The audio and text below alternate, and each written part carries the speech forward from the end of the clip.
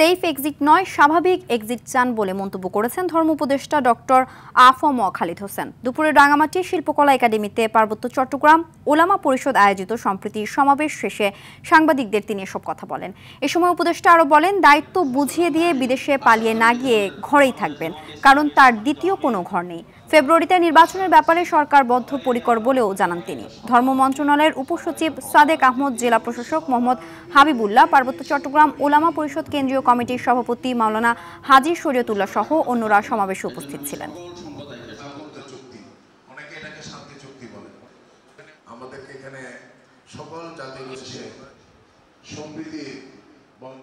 আমরা তো নিজেরা সেফ এক্সিট চাচ্ছি না, অর্থাৎ আমি এই দেশেই থাকবো, স্বাভাবিক এক্সিট চাচ্ছি।